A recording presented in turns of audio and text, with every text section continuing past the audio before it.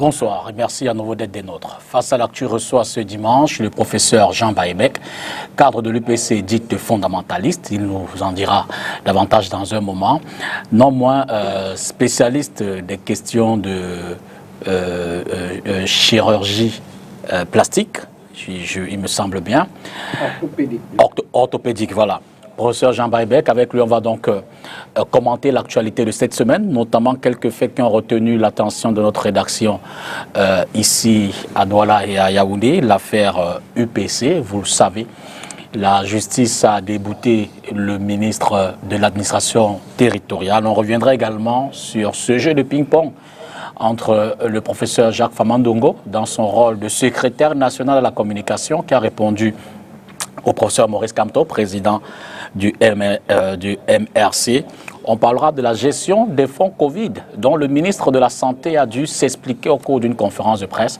C'est après que le Premier ministre, lui, a décidé de saisir la Cour des comptes pour y voir clair.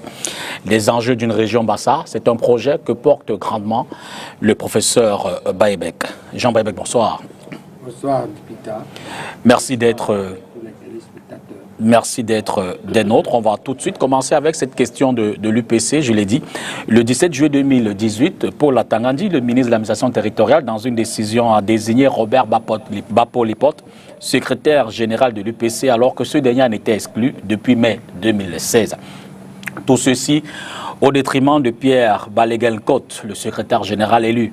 Ce dernier avait donc saisi la justice pour protester. Il a finalement eu gain de cause devant le tribunal administratif du centre, selon une décision datant du 10 juillet dernier.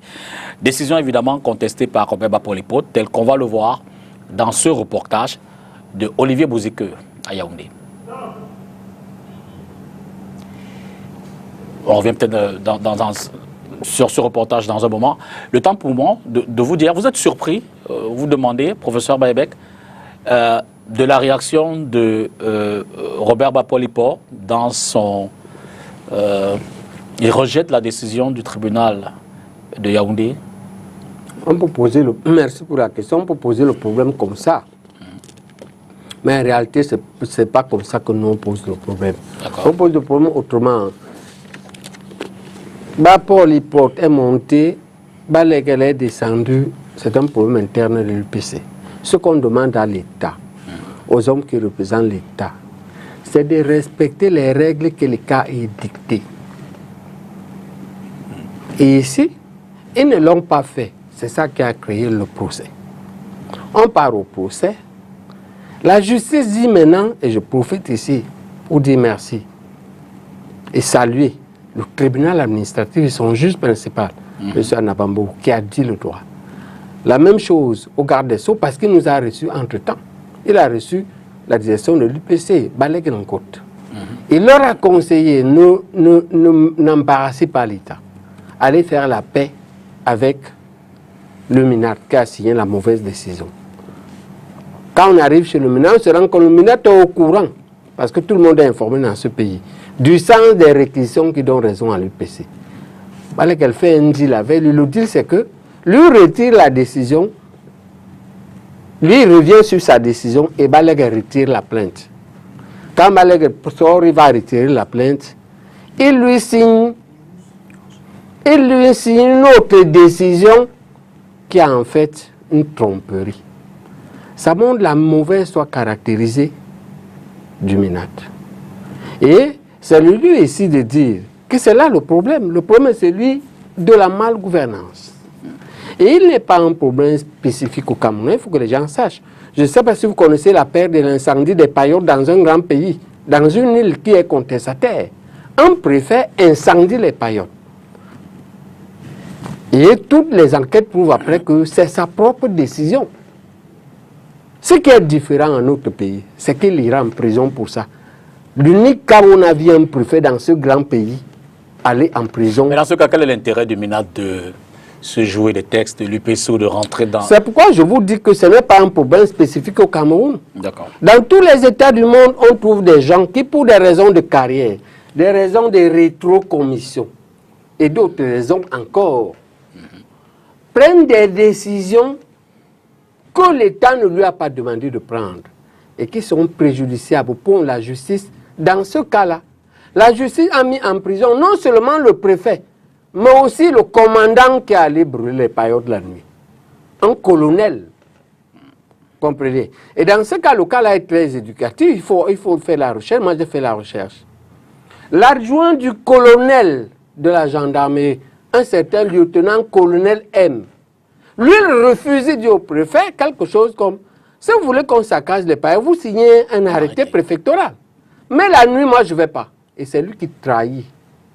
Au point où on condamne le colonel qui est commandant de légion et le préfet, prison ferme. Et une partie avec ceci. Donc le problème de la malgouvernance au Cameroun n'est pas spécifique à la race camerounaise. Je voudrais rassurer les Camerounais.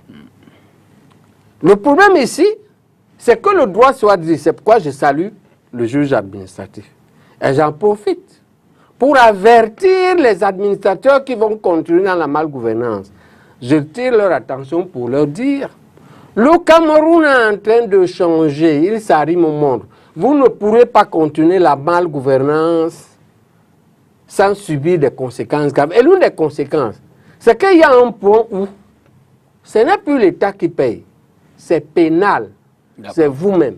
D'accord. Arrêtez tous les chefs traditionnels, parce qu'il y a un qui menace d'arrêter les chefs traditionnels. Arrêtez les chefs traditionnels, tabassez les gens. Mais sachez que ce que vous risquez d'avoir, le peuple va bientôt savoir. Les autres Camerounais vont bientôt savoir qu'on peut vous attaquer en justice, tout est personné, et vous condamner personnellement. Je suggère donc qu'on prenne ce reportage, et puis puisque vous demandez qu'on observe davantage la question UPC administration, tout à l'heure on reviendra dans les questions internes à l'UPC. Revenons donc sur ce reportage où le camp de Robert Bapolipo conteste la décision du tribunal administratif du centre à Yaoundé. Suivez plutôt Olivier Bouzika. Pour l'UPC Tendance Pierre Baligan-Cotte, la suspension des effets de la décision du MINAD du 17 juillet 2018 par le tribunal administratif du centre confirme la légitimité de cette tendance. Pourtant, au sein du camp piloté par l'honorable Bapolipo, il n'en est rien. Le tribunal administratif a juste suspendu les effets de la correspondance, qui en réalité, le tribunal administratif n'a pas traité de problème au fond. Parce que le MINAD a compris, parce que lorsque vous avez lu la correspondance du MINAD, vous avez vu dire, faisant suite au conflit interne, c'est pour cette raison qu'après étude, le ministère de l'administration territoriale qui assure la légalité républicaine a donc constaté qu'effectivement, seul le Congrès qui a respecté les statuts de l'Union des populations du Cameroun, ce n'était que le congrès du 29 et 30 décembre 2010. L'ancien député se considère toujours comme le secrétaire général du parti des Crabes sur la base des conclusions du congrès électif des 29 et 30 septembre 2012. Il rejette par ailleurs les résolutions du congrès de 2017 qui avait aussi porté Pierre Baligan-Cotte à la tête du secrétariat général de ce parti. Ce congrès qu'il a été élu, quels sont les effets? Si on se veut légaliste, si on se veut légitime, il faut respecter les institutions de la République. Ce bureau qui est issu de ce congrès, il en est où? Retour donc à la case départ avec plusieurs tendances qui revendiquent légitimité. Le camp Bapolipo n'exclut pas l'hypothèse d'interjeter appel suite au verdict de la semaine dernière. Si le bureau politique estime cela nécessaire, ça sera fait. Dans tous les cas, nous sommes sereins, nous continuons de travailler. Je vous ai dit, nous sommes en train de préparer sereinement le congrès et le secrétaire général en ce jour est d'ailleurs sur le terrain. L'heure n'est plus à la gesticulation. Pierre Baligan-Cotte et ses camarades par contre disent être réhabilités dans leurs droits. Alors, Jean Brébec, l'UPC dont on parle a été créé selon les archives actuelles du MINAD en février de 91, il me semble bien le 12 février 91. Alors, pensez-vous qu'avec la remise dans sa légalité le 25 février 1960, votre parti devait encore aujourd'hui se faire légaliser, du moins en cette période-là, sachant que l'UPC, elle est existante, n'avait été que suspendue à l'époque. Y avait-il encore lieu de se refaire légaliser au lendemain du retour au multipartisme? Non. Là encore, c'était un acte de malgouvernance. D'accord. En réalité, on avait acculé au fond du filet Dika Akwape à son âme et tous les autres. D'accord. Et ils avaient posé le problème de cette manière-là. que l'UPC n'a jamais... Depuis sa légalisation en février 1960, l'UPC n'a plus eu de problème et n'a jamais été dissoute. Mais, à l'époque, une malgouvernance avait pour but derrière de diviser encore. En d'autres termes, vous êtes fondé de vous réclamer de l'UPC de 1948. Oui. Mais, si vous voulez, on n'est pas là pour mettre de l'huile dans le feu. D'accord. L'UPC est une organisation humaine qui peut avoir des malentendus. On peut accepter des bonnes foi qui veulent aider à résoudre le problème. Parce que ça marche comme avec les voisins. Ce n'est pas parce que les voisins se battent que vous dites tapez ici, comme nous faisions quand on était petits. Et il s'agit de que quand les voisins se battent, on vous arrêtez pour dire oh, hein, asseyez vos narins. Mais tout compte fait, l'UPC dont on parle, que ce soit les batailles Je actuelles... ne voudrais pas jouer avec vous, député. Nous ne sommes pas on va parler de l'UPC, point. Pas celle dont on parle. D'accord. L'UPC, je veux dire qu'elle a appelé à soutenir... elle est d'accord sur l'alliance. On observe une alliance UPC-RDPC. Que ce soit Robert Bapolepo ou Balaguer Côte, on a pu observer que ces deux leaders, sous leurs casquettes différentes, se réclamant secrétaire général, ont appelé à voter le candidat du RDPC lors des élections antérieures, du moins en mai 92. Et on sait également qu'à l'issue du congrès de mai 92, avec Orwelland, il y avait une résolution qui disait que l'UPC allait soutenir les partis qui allaient évidemment aller dans le sens de la revendication qu'ils portent. Aujourd'hui, quelle observation faites-vous de cette alliance? C'est un échec cuisant pour l'UPC. Parce que l'UPC n'a pas atteint les objectifs qu'il visait à travers cette alliance. Parce qu'à travers cette alliance, l'UPC,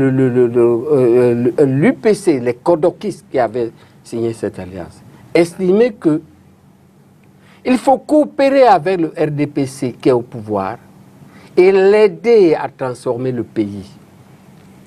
Plutôt que de se radicaliser, être dans la logique de renverser le RDPC. Parce que ça coûterait cher en termes de sang et de vie humaine. Le bilan de ça, voilà ça dehors. On a la guerre, on a le désastre économique, on n'a pas fait la décentralisation. En fait, les faucons du RDPC, les diaboliques du RDPC, n'ont pas permis de faire des réformes qui, par exemple la décentralisation, qui, bien faite, nous aurait évité la guerre qui a cours. À ce titre, on peut dire que ce n'était pas un grand succès par rapport à ça. Mais on peut dire quand même que le bilan économique de AFK, lui, a été positif. Si bien que AFK nous pose un problème, les fondamentalistes. Autant nous l'apprécions dans sa technicité de la maîtrise de la chose économique, et il a apporté des résultats qu'on a vus. Autant du point de vue idéologique et du point de vue stratégie politique, nous lui reprochons, et nous n'étions pas d'accord, qu'il signe une alliance qui n'a pas atteint son objectif principal. Aider le Cameroun à se réconcilier avec tous ses fils, après toutes les blessures que nous avons connues, et aider le Cameroun à se développer économiquement. Justement, vous parlez des tendances de l'UPC. On connaît les kodokistes, d'Augustin Frédéric Kodok, les manidémistes, et vous réclamez des fondamentalistes. Alors, les premiers, on peut le dire, on le sait, ils ont accepté d'être avec le gouvernement au lendemain du multipartisme, après l'arrivée du multipartisme, donc ils étaient visibles. Les seconds étaient dans la clandestinité, certes, mais également visibles. Mais vous, les fondamentalistes, où étiez-vous durant tout ce moment-là? On était là, mais on a souvent été minoritaires. D'accord. Parce que, si vous voulez, la lutte de l'émancipation est d'abord, premièrement, difficile à comprendre, et puis difficilement à tenir, à supporter dans la durée. On comprend ça. Mais aujourd'hui, je pense que les effectifs ont significativement augmenté sur la base du bilan du kodokisme et du manidémisme. Les deux tendances qui ont pris le parti sur les 30 dernières décennies ont un bilan, on va dire, pour être gentil, très moyen. Et une question fondamentale aujourd'hui, c'est que est-ce que les fondamentalistes ne doivent pas se mettre en exergue pour qu'on le Congrès décide s'il peut les essayer? Et est-ce qu'on ne doit pas réessayer la doctrine fondamentale des pays fondateurs? Mais comment vous justifiez l'isolation ou alors la mise à l'écart en minorité, c'est le mot que je cherchais, des fondamentalistes, si tant il est vrai que vous réclamez avoir l'esprit réel de l'UPC? Comment vous expliquez votre mise en minorité dans ce débat-là? Nous n'estimons même pas, nous avons l'esprit réel de cela. Mais c'est un phénomène humain. L'histoire des autres grands partis politiques qui ont changé les pays, comme le Parti ouvrier de Russie ou le Parti communiste chinois, nous ne sommes pas un parti communiste, mais c'est l'exemple des pays qui ont des partis qui ont réussi à changer, ont connu des périodes comme ça extrêmement difficiles. Lénine a dû s'exiler pendant des dizaines d'années entre la Suisse et l'Allemagne. Le grand congrès qui change, qui prépare toute la révolution d'octobre a lieu en 1905. C'est là où on a les bolcheviks et les mencheviks. Donc, et au moment où ils font le changement, ils sont trois, Lénine, Martov et Trotsky. La même chose, Mao avec quelques-uns, non, le père du président actuel. Vous comprenez? Donc, c'est un phénomène humain. Nous voyons un film, lorsque nous garnissons ici à Douala, qu'on appelait 5 pour l'enfer. On a souvent besoin de 5 personnes pour arriver en enfer. C'est 5. Pas plus de 5. Et c'est les 5 là qui font problème à trouver, qui sont justement, cela dit... très difficiles à trouver. Et donc, on a traversé une période extrêmement difficile. Et vous savez personnellement, l'un des rares comme moi qui parle, parce qu'aujourd'hui, je suis presque leur porte-parole. Ok? Vous savez ce que j'ai suivi. Vous croyez que ça vient d'où? Ça ne vient que... Il n'y a pas... Pourquoi je gagne? J'ai déjà gagné le dernier procès que j'ai gagné. C'est encore la Cour suprême qui m'a donné raison, qui a cassé une décision que Abana Ngolo est allé magouiller avec le juge Noah au tribunal administratif. La Cour suprême vient de casser cette décision, c'est le recours en indemnisation. Donc j'ai obtenu le principe qu'on doit le faire. Alors, qu'est-ce qui fait ça? On me poursuit pourquoi? Ce n'est que ça. Parce que je suis un fondamentaliste qui plie peut-être parfois, mais qui ne rompt pas. C'est-à-dire qu'on a tout essayé. Mais justement, l'histoire de l'UPC est, je veux dire, gangrénée de ce genre de polémique d'hommes, de confusion de textes, de bagarres auprès de l'administration. Et pourtant, l'on sait que le comité directeur doit se réunir trimestriellement. Est-ce que l'absence de ces rencontres n'est justement pas la raison de toutes ces batailles pour clarifier les incompris, les malentendus? Est-ce que ce n'est donc pas le lieu de véritablement mettre en application les textes de l'UPC qui permettraient éventuellement d'élaguer toutes les confrontations? Mais bien sûr, M. Dipita, vous parlez comme un UPC fondamentaliste. Bien sûr. Vous n'allez pas m'enrôler. Le problème, c'est quoi? Ça, je peux le dire. Hein? Je les ai assez caressés comme ça. Les kodokistes, depuis lui-même, Kodok, n'ont jamais aimé le comité directeur. Ils les ont toujours pilonnés, ils les ont toujours évités et acceptés à la dernière heure pour venir enfin lorsque le comité directeur les torpillait. Alors que la tradition, ce n'est pas écrit, mais la tradition, c'est que le comité directeur se tient tous les 3 mois. Parce qu'en réalité, entre 2 congrès, les statuts de 52 sont clairs.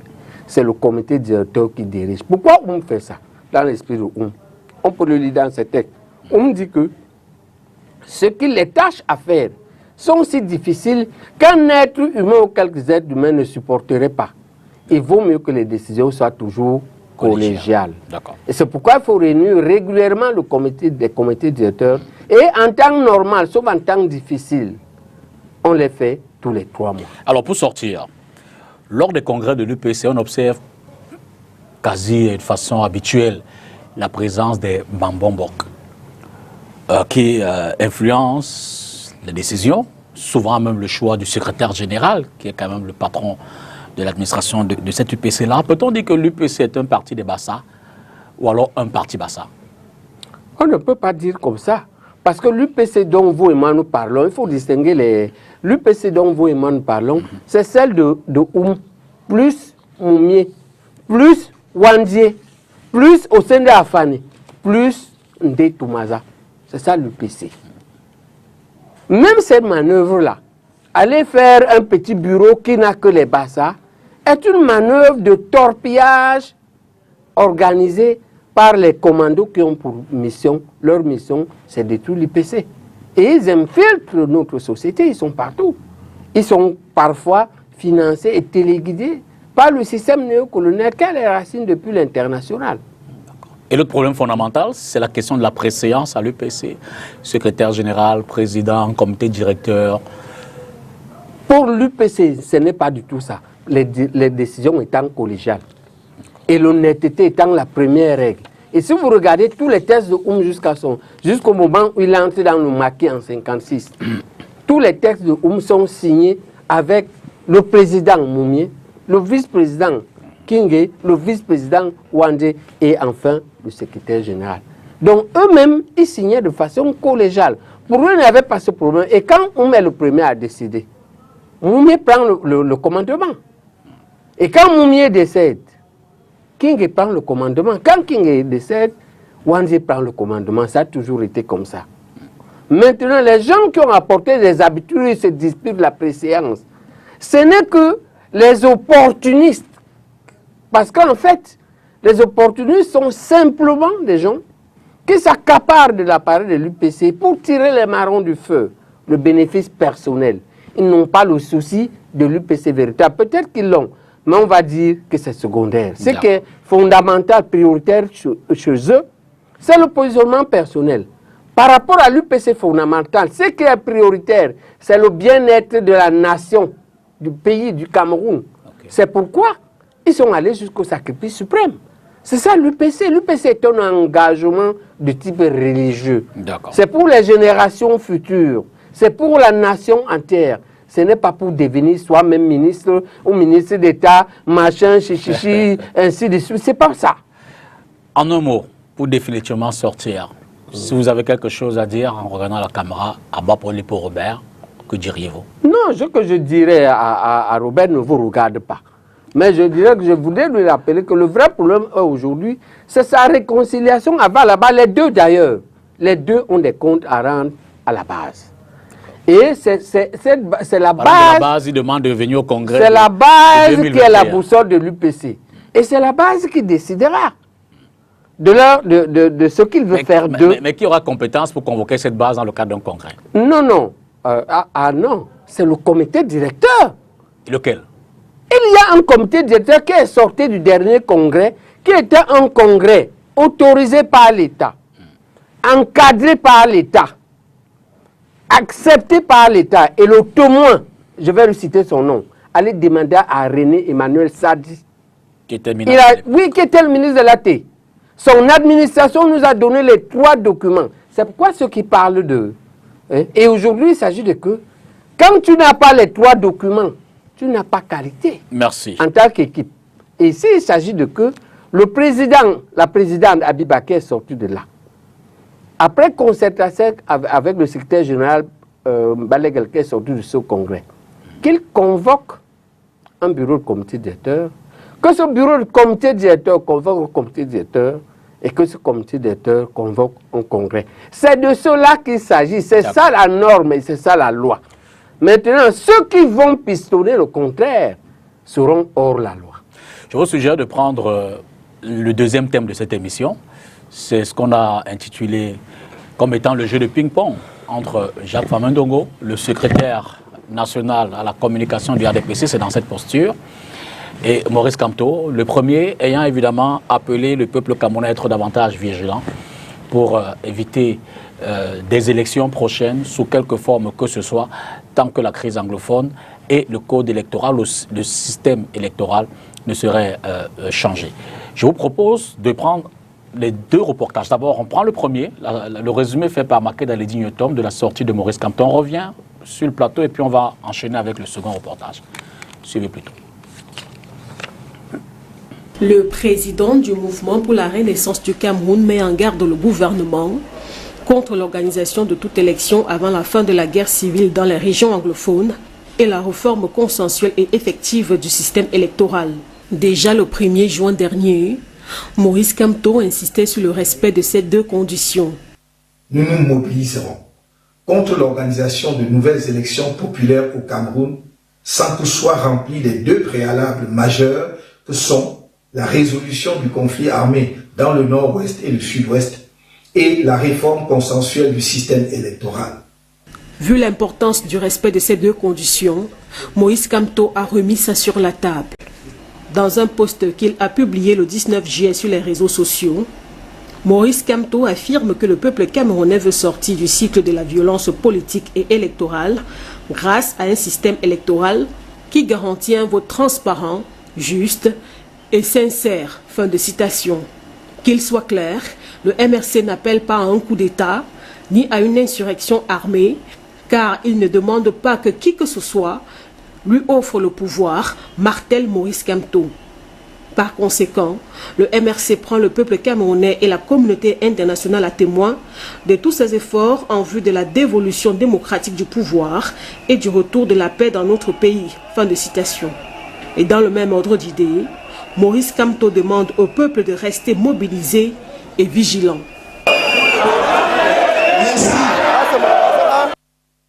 C'est pas fait attendre. Le jeu de ping-pong bat dans son plein. Dans une communication publiée le 20 juillet 2020, le secrétaire national à la communication du RDPC déconstruit la sortie de Moïse Kamto, dans laquelle il appelle le peuple camerounais à s'inscrire, je l'ai dit, en faux contre d'éventuelles élections qui seraient organisées dans avec le code électoral actuel.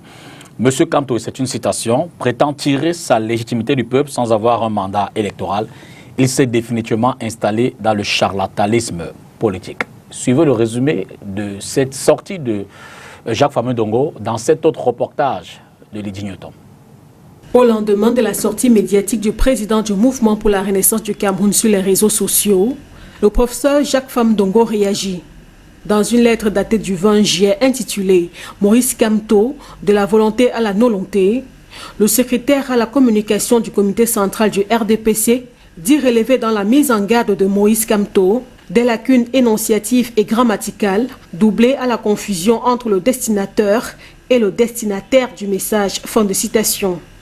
Sur ce dernier point, le professeur Fameux-Ndongo estime qu'il n'y a pas de logique et de cohérence énonciatrice après le fait que Moïse Kamto soit allé à la présidentielle d'octobre 2018 avec un rang de 2e sur 9 candidats à l'issue des élections, mais refuse de prendre part au double scrutin législatif et municipal du 9 février 2020. Sur l'importance de réformer le code électoral demandé par le président national du MRC, le professeur Fameux-Ndongo affirme que cette contestation est non fondée et cela peut paraître injurieux vis-à-vis de notre droit positif. Fin de citation. Du coup, Moïse Kamto, qui a volontairement refusé de doter son parti politique des députés, ne saurait introduire quelques propositions de loi que ce soit à l'Assemblée nationale, martèle le membre du bureau politique du Parti des Flammes. En conclusion, le professeur Fameux-Ndongo demande au professeur Moïse Kamto de revenir à la raison et à la légalité républicaine afin que, je cite, le MRC puisse concourir à l'expression du suffrage ainsi que le stipule la Constitution en respectant le verdict des urnes, tout comme les lois et règlements de la République. Devient-elle un théâtre?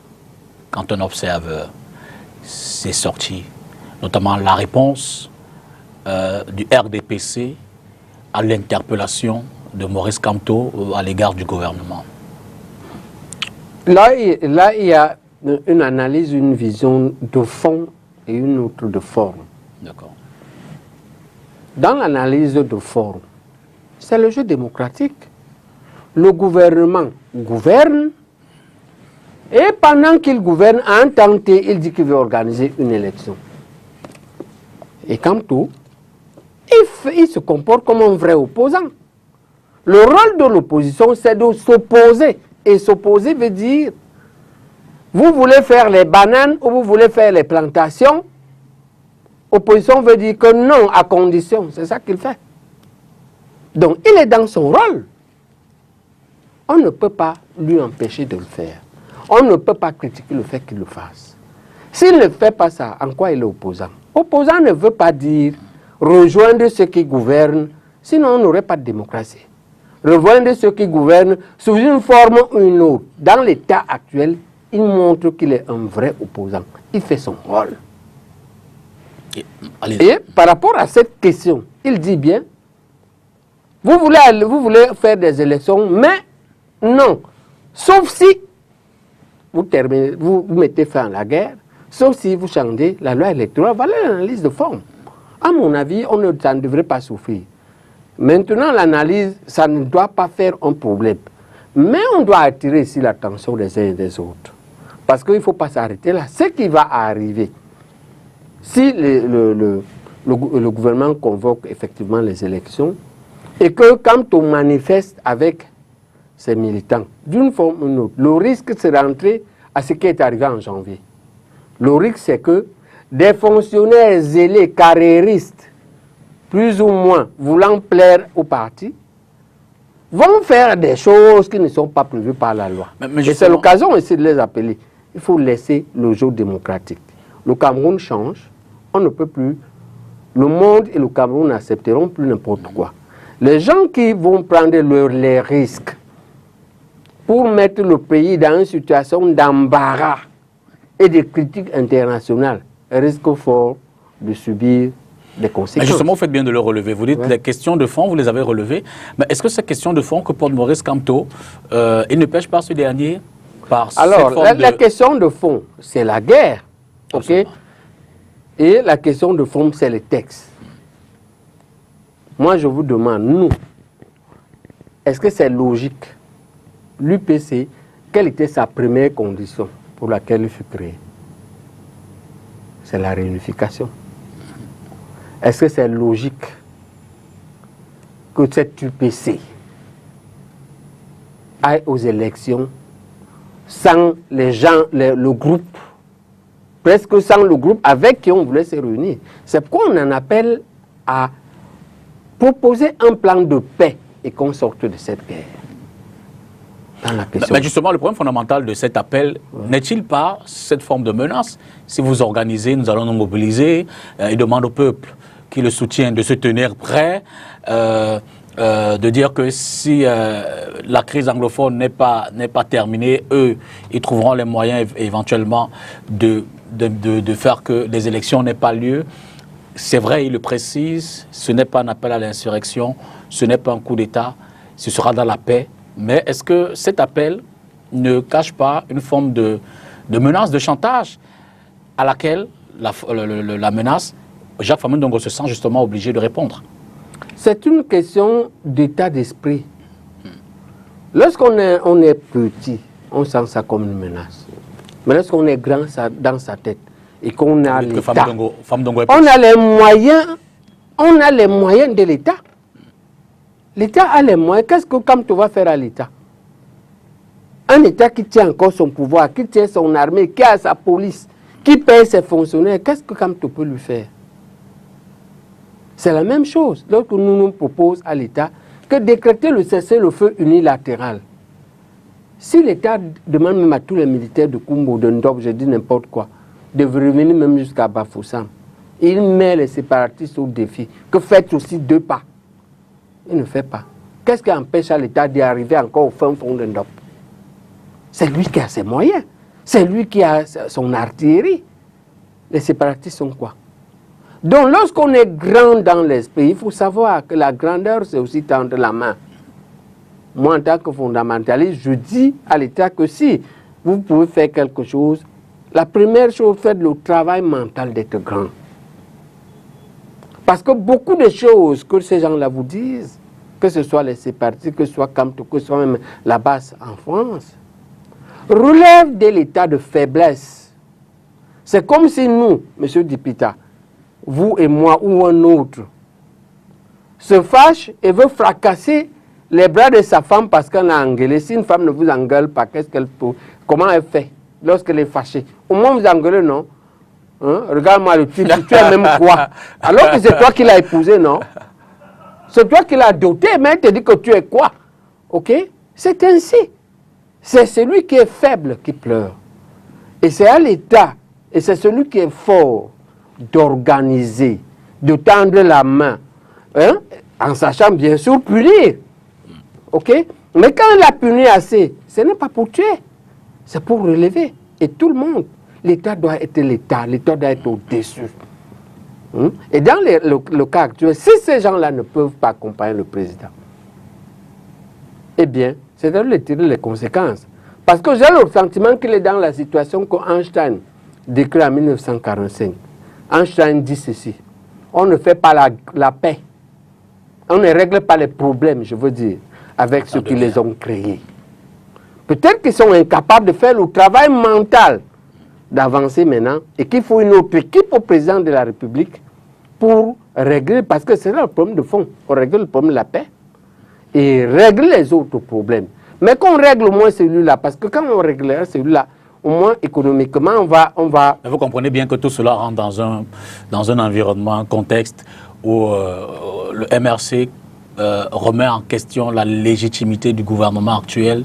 Et plus d'une fois, le MRC a d'ailleurs estimé que le président n'était plus en capacité d'exercer ses fonctions et intervient donc cette sortie aussi.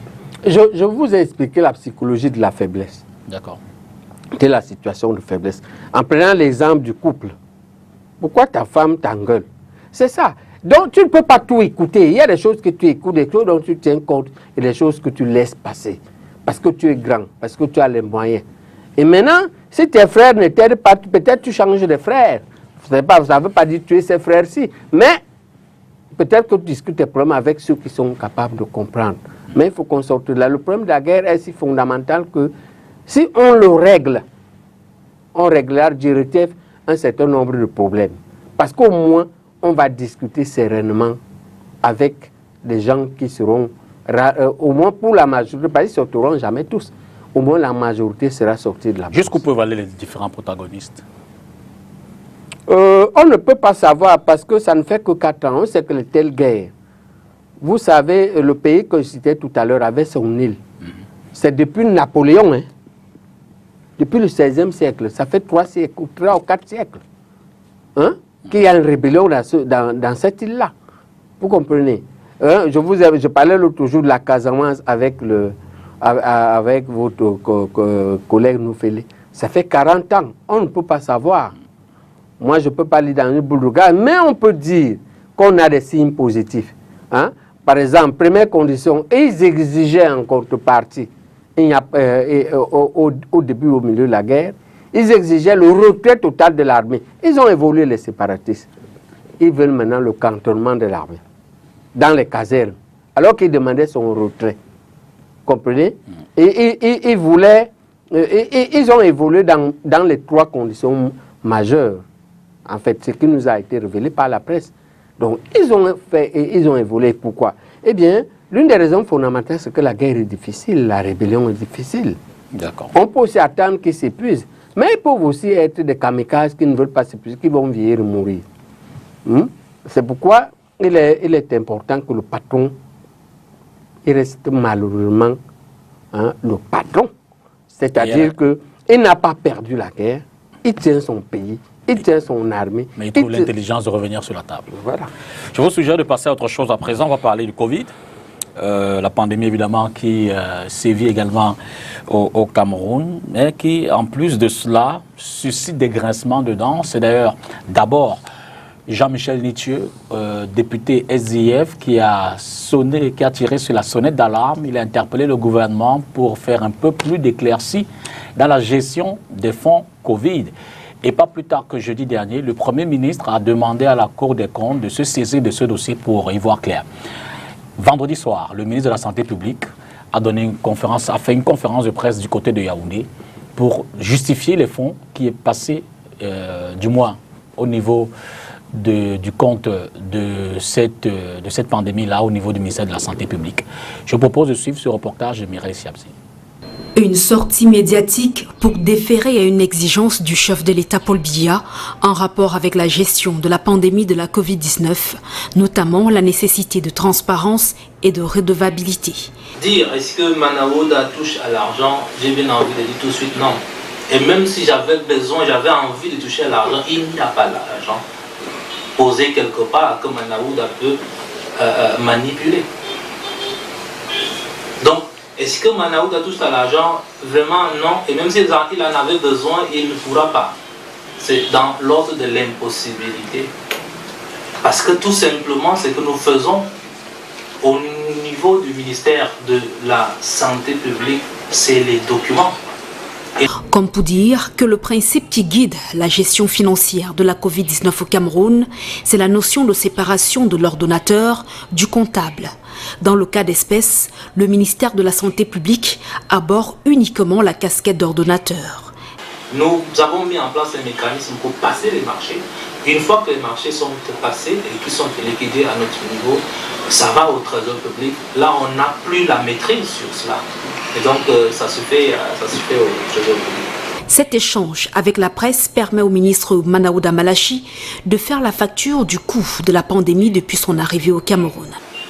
Du point de vue des dépenses totales effectuées, la riposte sanitaire a coûté au cours des 5 derniers mois un montant total de 20 milliards 204 325 314 francs CFA.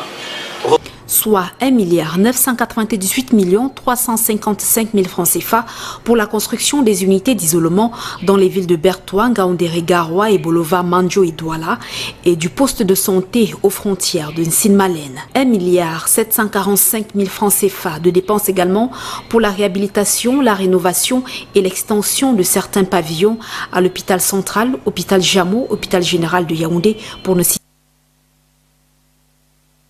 Gestion des fonds Covid? Non, là, il y a la seule chose que moi je peux dire, moi je ne sais pas. Moi j'ai été très loin de cette affaire. Je ne peux pas et je n'ai pas le droit d'entrer dans l'accablement ou la condamnation d'une personne ou d'un ministre sans être certain. Quand on est un leader d'opinion, on a cette responsabilité. Ce que je pourrais seulement dire aux jeunes, c'est que l'argent de l'État reste l'argent de l'État, même quand c'est un don. Et à ce titre, l'argent de l'État se gère selon un certain nombre de canons, qui sont tantôt des lois, tantôt des textes réglementaires de gestion. À chaque fois qu'il s'agit de l'argent de l'État, que ça vienne de la coopération internationale, que ça vienne des dons ou que ça vienne du budget de l'État, il faut se méfier, il faut gérer ça selon ces canons. Et l'un de ces canons, parce que ce qui se passe là, elle est. C'est-à-dire qu'un Premier ministre qui interpelle son ministre publiquement, au point à lui flanquer la Cour des comptes, et un ministre qui semble répondre à son Premier ministre à travers une conférence de presse, c'est moche. Moi, en tant que fondamentaliste, je ne peux pas entrer là-dedans et mettre de l'huile dans le feu. Je peux seulement leur prier que vous pouvez faire ça en confidentiel. Et si ça ne marche pas, c'est à ce moment-là. Et dire maintenant à la jeunesse que l'un des critères de ça, c'est donc la communication. Communication notamment avec la hiérarchie dans une situation comme celle-là. Ne pas attendre que plusieurs mois, à la limite, c'est bien de le faire au fur et à mesure. C'est-à-dire que prendre les dons, prendre l'argent, l'envoyer au trésor public compte reçu, encore que cette prise d'argent doit se faire par un agent comptable, c'est eux qui connaissent les techniques d'argent. C'est eux qui ont les coffres forts, le ministre n'a pas ça. Par les caissiers, par les billetteurs. Le contrôle doit se faire par les contrôles financiers, qui ont les registres. Ça part au trésor et quand ça veut sortir, ça ressort après le trésor. À la limite, selon les canons, à la limite, si les canons sont lents, parce que c'est souvent là le problème, il y a urgence et les canons sont lents. À ce moment-là, quand vous êtes un ministre, ben vous demandez, vous priez votre Premier ministre de vous donner l'autorisation écrite par décret ou le président de la République de garder les fonds et de les gérer, quitte à rendre compte à un certain moment. C'est important tout ça, cette communication est importante. Sinon, je suis désolé que ça arrive. Et moi, je ne peux pas mettre de l'huile dans le feu. J'attends des éclaircissements. Au-delà de cette polémique qui a persisté sur la gestion des fonds, quelle appréciation faites-vous de la gestion de la pandémie même au Cameroun? On est à plus de 16 000 contaminés désormais, plus de 13 000 soignés, moins de 400 morts. Vous dites que le gouvernement, et du moins il s'en réclame, a la maîtrise de la situation? Il aurait pu mieux faire, c'est le moins qu'on puisse dire. Il aurait pu mieux faire ça. Beaucoup des experts qui ont mon âge estiment qu'on ne devait pas avoir autant de décès. C'est beaucoup. 300. Ils estiment qu'on ne devait pas avoir autant. 300 et plus. Parce que les pays équivalents ont plusieurs fois moins que ça. Première raison. Deuxième raison, c'est que, si vous voulez, autant on était perdu au début de la pandémie, autant, quelques temps après, on connaissait le traitement. Et le vrai problème ici, de prendre la décision de traiter les gens à la suspicion sans attendre. C'était ça. Et ceux que les médecins qui ont une certaine expérience, qui ont fait ça, n'ont pas déploré de mort. Sauf lorsque le malade arrivait tard. On ne devrait pas avoir de mort. Maintenant, comme je dis à votre collègue Noufélé, le Cameroun a pour circonstances atténuantes que des pays plus puissants que lui ont fait pire. OK? Donc en fait, c'est un débâcle général de tous les politiques de la planète. D'accord. Et de ce point de vue, lorsqu'on regarde les politiques camerounais, ils sont comme les moins mauvais dans l'affaire. Des États entiers ont déliré, c'est-à-dire qu'ils ont mis le pays à genoux. Le Cameroun n'est pas à genoux dans cette affaire. Ils ont mis leur pays à genoux et des puissances. C'est trop grave. Quand on regarde ça, on se dit que bon, les Camerounais sont ce qu'ils sont, mais au fond, ils savent ce que c'est qu'un État. D'accord. On a envie. Et pour ceux qui sont optimistes vont être un peu fiers, mais nous on dit qu'on pouvait faire mieux que ça. On devrait être au niveau des Malgaches, qui à ce jour, je ne sais pas s'ils ont même 10 décès. C'était notre vrai niveau. Mais on est à 400. Ok, de toute façon, toute proportion gardée, c'est la taille du pays, la puissance du pays, la population du pays, on est le moins mauvais. Je vous suggère qu'on parle de cette bombe, on va le dire comme ça, que vous avez portée il y a quelques semaines, la question de la création, des enjeux d'une création d'une région Bassa, de la grande Sanaga maritime, qui va regrouper tous les ressortissants de cette tribu-là. Mais ce sera après le reportage qui revient sur l'assassinat de 2 gendarmes ici à Douala. C'était à l'agence Finesse de Douala, vendredi dernier. Quel est le rapport? Suivez plutôt, on y revient. Les attroupements et les bus stationnés sont des qualités exceptionnelles de cette agence de voyage située à la douche municipale à Akwa, dans le premier arrondissement de Douala. Les habitués de Finex Voyage, perdus, apprennent avec beaucoup de peine qu'elle a été scellée. Je suis arrivé à Finex comme à l'accoutumée pour effectuer un voyage pour Yaoundé. Mais à ma grande surprise, j'arrive, je trouve que l'agence est déserte et qu'il n'y a personne. Et j'entends des voix soi-disant qu'on a eu assassiné un gendarme. Bon, je ne sais pas si c'est vrai ou pas. Je ne trouve personne, aucun personnel est présent sur place et je suis vraiment déçu et désolé en fait. Oui, je disais que je voulais envoyer un courrier à Yaoundé.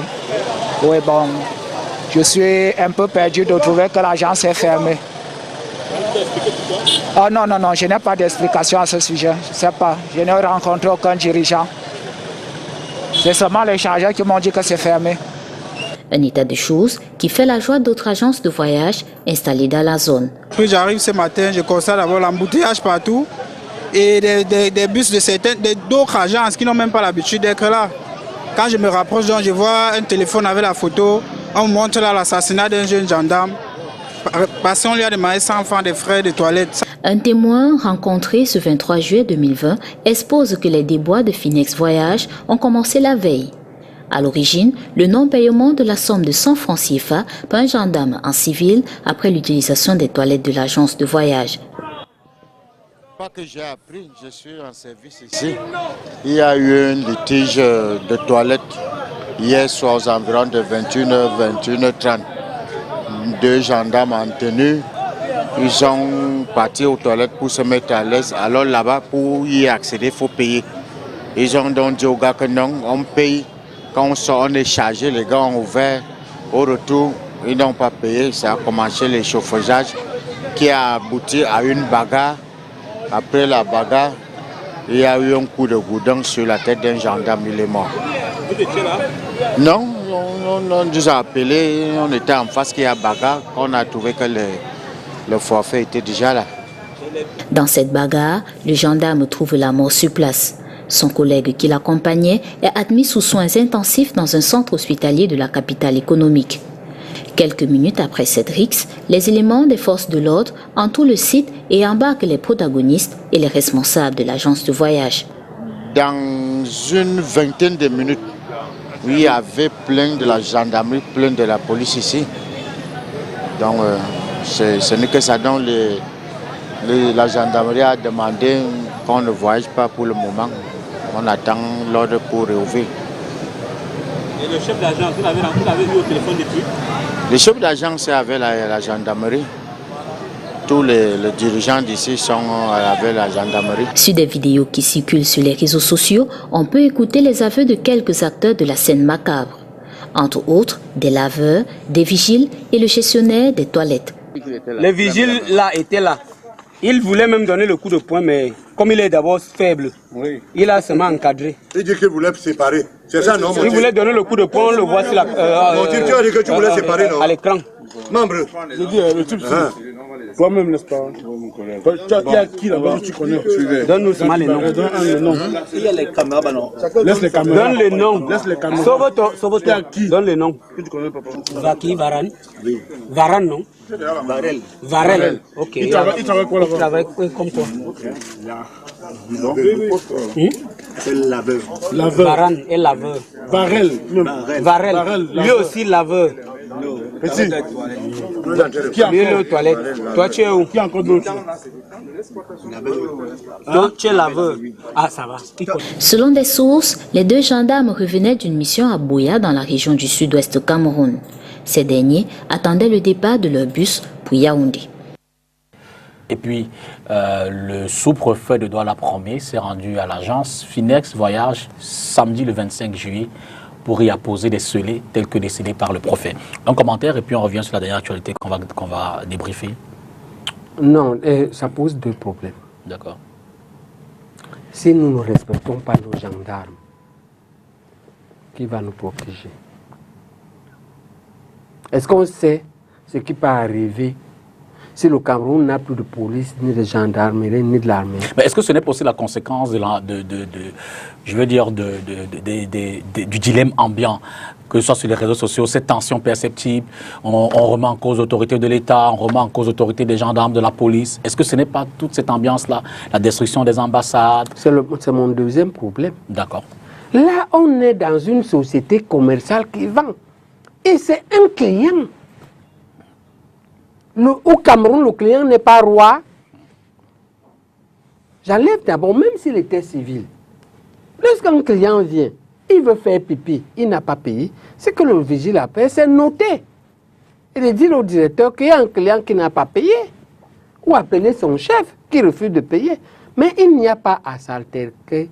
Il faut savoir que le client, moi en médecine, il m'arrive de diriger des instituts de médecine. Ce dernier temps, c'est tout un système. Pendant ma suspension, je gérais en fait un système catholique bénévolement presque. J'apprends à mon personnel que le malade a toujours raison. Sauf s'il est malade mental. Auquel cas, c'est à vous de me dire qu'il y a un malade mental ici. Mais tu ne peux même pas engueuler un malade, j'accepte.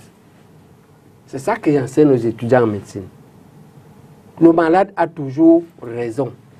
Et dans les entreprises commerciales, on doit apprendre à notre peuple.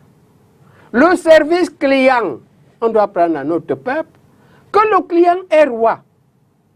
Mais lorsqu'en plus, il arbore la tenue de la gendarmerie. Parce que le vigile ne sait pas que son patron connaît le chef de la gendarmerie. Finex à Douala ne connaît pas le commandant de la Légion. C'est possible. S'il ne connaît pas le commandant de la Légion, il connaît le gouverneur. S'il ne connaît pas le gouverneur, il connaît le préfet. Il a un gros calibre des affaires. Et c'est à lui, à travers le préfet, le commandant de Légion, le gouverneur, de retrouver le gendarme fautif et de le sanctionner. Ce n'est pas au vigile de bagarre. Si c'est lui qui a commencé, je dis n'importe quoi. Si, quand le vigile a demandé l'argent, il a giflé le vigile. Mais tu encaisses ta chiffre. Le client est roi. Dans ces questions d'éducation, de formation. De fond. C'est-à-dire que nous devons enseigner ça à nos enfants au primaire. À l'école primaire. Pour qu'ils deviennent médecins, professeurs.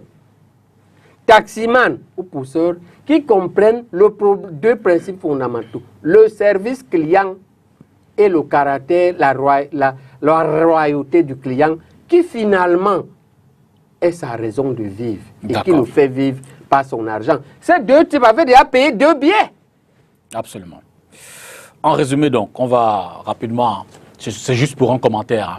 Vous avez posé il y a quelques semaines justement la question de la structuration de l'État en y accordant une grande région au peuple Bassa, la région de la Sanaga-Maritime. Évidemment, cette proposition a suscité un certain nombre de réactions qui interpellent et dit attention au repli identitaire.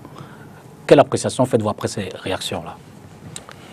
Moi, je n'ai pas eu beaucoup de réactions négatives, ou presque pas. J'ai eu quelques réactions négatives, mais elles étaient tellement farfelues parce qu'ils n'ont pas posé, ces quelques réactions négatives n'ont pas posé le problème tel que je l'ai posé. Ils n'ont pas posé le problème en termes de correction d'une injustice précoloniale. Parce que pour moi, cette injustice-là est comme l'injustice que nous avons continué avec les Bororo à qui on ne peut pas, 50 ans après, donner un pâturage pour qu'ils se stabilisent. Comme l'injustice que nous avons laissé infliger aux Pygmées qui, après 50 ans, n'ont ni village et on ne peut pas apporter l'école, le dispensaire dans la forêt, parce que les techniciens vont nous dire. Mais on ne peut pas laisser les Pygmées dans cette situation. L'injustice qui a consisté à ce que le Ngondo n'a plus d'espace pour se faire. Les Ewundayaoundé n'ont pas d'espace où faire le tcho, les Atemengue, ils n'ont pas d'espace. Le tcho se fait dans... On n'a pas réservé. Il y a énormément d'injustices de la colonisation dans notre pays qui ont continué et qu'on n'a pas voulu corriger. Mais comment on les répare tout ça? Mais on fait d'abord le diagnostic et on les répare progressivement, ce qu'on peut réparer. Parce qu'on a réparé certaines. C'est là le problème de fond. Et le peuple en général est victime d'une injustice. Quelle est la grosse injustice? La grosse injustice, c'est que la fortune nationale, qui est un patrimoine commun, est pillée par une minorité qui va la recaser en Occident, alors que la majorité croupit dans la misère. Il faut une vraie politique pour empêcher cela. D'accord. Que l'argent du pays soit investi. Ce qu'on est plutôt le flux contraire. Que l'argent de la diaspora, il y a une politique qui permet le retour facile de l'argent de la diaspora et son investiture. C'est ça le problème. Parce que, regardez ce que la multi-ethnicité nous donne au Cameroun. Lorsqu'on finit de produire le manioc, le nord-ouest et le sud-ouest nous produisent le gari. Avec le même manioc, on produit le bobolo. Avec le même manioc, les Douala produisent le million d'or, les Bassa produisent le Mutumba. Regardez la richesse. Regardez quand on a fini de produire le coton au Grand Septentrion, ce que le coton donne. Ça nous donne la tenue, le Togo, qui fait notre fierté aux Jeux Olympiques. C'est la meilleure tenue aux Jeux Olympiques. Ça nous donne le Ndop du pays Bamileke. Ça nous donne le Sanja, la tenue Sanja, qui est la même pour le Ngondo que pour le Mbok. C'est une tenue très rituelle. Hein? Ça nous donne le Kabangondo, que tous les Camerounais ont adopté à la fête du 8 mars. Et ça nous donne la Gandoura. En un mot. Le Cameroun se construira, parce qu'il est très spécial, il y a 260 hernies. Le Cameroun se construira sur un mode de nationalité pluriethnique. D'accord. Dans laquelle tout le monde se reconnaîtra. Tout le monde se reconnaîtra à la manière, je l'ai dit à votre collègue, des restaurateurs. Regardez les restaurateurs. Lorsqu'ils vous font ce qu'ils appellent un buffet camerounais, sur la même table, il y a le contre-chop, il y a le hérou, il y a le mbongo, il y a le namondo, il y a le sanga et il y a le soya. C'est ça le Cameroun. Le Cameroun n'est pas à renier l'ethnicité, la tribalité ou la nationalité. Le Cameroun est à construire. Et nous ne sommes pas les seuls sur la terre. La Russie a 178 ethnies. J'ai compté. J'ai fait mes recherches. Vous savez combien en a la Chine? La Chine en a 60. OK? Et le pays qui en a le plus en Afrique après nous, la Côte d'Ivoire en a 40. D'accord. Nous, on en a 200. Du coq à l'âne pour un commentaire de l'actualité brûlante, ce qui se passe dans les hauts plateaux avec le prophète de des hauts plateaux et le chef supérieur de Bamendjou, Sa Majesté Sokodjou, Jean Rameau Philippe. Ce dernier a été, j'ai failli dire interpellé, par une note du préfet qui lui reproche d'avoir accueilli chez lui une rencontre politique. En un mot, pour terminer l'émission. Alors, je demande au préfet Yampen Ousmane, c'est son nom, je le connais parce qu'il était sous-préfet à Yaoundé, qui est un Bamoun. Est-ce qu'il écrirait comme ça au sultan? Est-ce qu'il affronterait avec une telle effronterie le sultan? Non.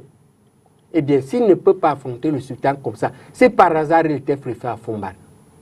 Il n'a pas le droit de parler comme ça au chef de Bamendjou et je lui conseille. Le chef de Bamendjou est un ancien UPCiste de fond qui a combattu pendant la colonisation et qui récemment, à la faveur de la démocratie, il est rentré à sa chefferie, a quitté l'UPC. Il a intérêt à aller voir ce type, à faire se réconcilier avec lui et à apprendre de lui. Parce que ce qu'il ne sait pas, c'est que les chefs, ou l'a oublié, ou bien fait la mauvaise foi. Les chefferies traditionnelles au Cameroun sont des domiciles privés. Merci. Et tu ne peux pas interdire, tu ne peux pas exiger à un homme de déclarer les réunions qui ont lieu dans son domicile. Elles ne font problème que si après ça, il y a problème là-bas à l'intérieur. Mais il assume ses réunions dans son domicile. La chefferie des Bamendjou, la propriété du chef des Bamendjou. Merci. Et il faut qu'il vaut mieux que Yampen, le préfet Yampen, aille apprendre. Ou bien qu'il a demandé conseil au sultan Bombon Joya. Et j'interpelle sur le sultan qu'il conseille son type. Parce que c'est son sujet. Il est le sujet du sultan de Bombon Joya. Merci. Qu'il laisse, qu'il ne parle plus. On ne parle pas. Est-ce qu'il a entendu Paul Biya parler d'un chef de l'Ouest? On ne parle pas n'importe comment à ces gens-là. Parce qu'ils sont en même temps une puissance. Ils ont une fonction d'auxiliaire, mais ils ne sont pas des auxiliaires. C'est différent. Merci infiniment Jean Baïbek d'être venu ce dimanche commenter l'actualité brûlante avec nous, l'actualité de la semaine. On a essayé de remonter les temps forts tels que perçus par la rédaction de STV. Bon retour à Yaoundé. Merci à vous à la maison d'avoir également regardé cette autre édition de Face à l'actu. Dimanche prochain, 19h. Bonne semaine à vous.